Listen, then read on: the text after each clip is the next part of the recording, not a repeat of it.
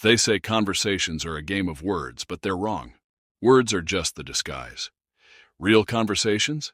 They're a game of control, and the one who understands that wins before the first word is even spoken.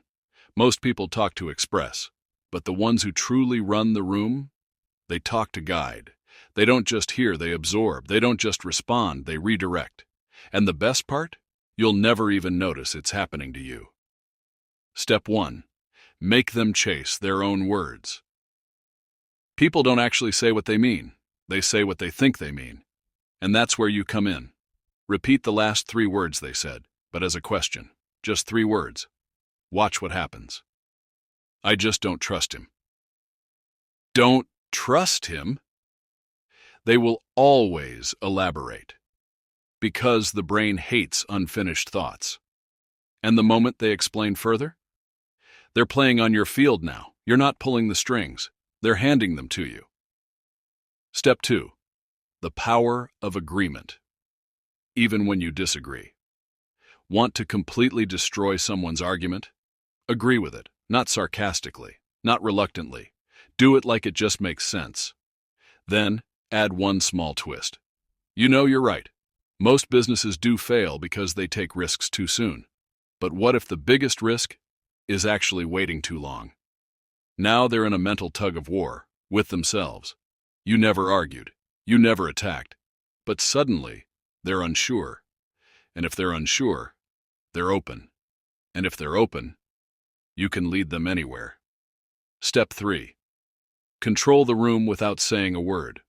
Silence isn't empty. Silence is deafening. Most people rush to fill it. And when they do, they reveal everything. Pause. Longer than is comfortable. Look at them.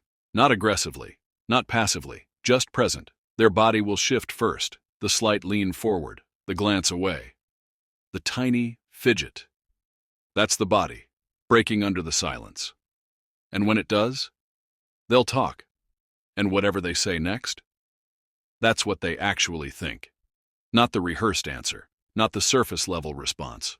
The real one. The one they didn't plan to tell you, and now you know everything you need to know. Step 4. Move first. Control second. Subconscious mimicry is the hidden language of power. If you subtly mirror someone's gestures, just a second or two after they do them, they will start to sync with you, without realizing it. Now, once they're following, switch it up. Cross your arms. Shift your weight. Watch as they copy you back. Congratulations, you just took control. Their brain now registers you as the leader of this interaction. They're responding to you, not the other way around. And when someone is following you physically, they'll start following you mentally too. Step 5. The illusion of choice. You never tell people what to think.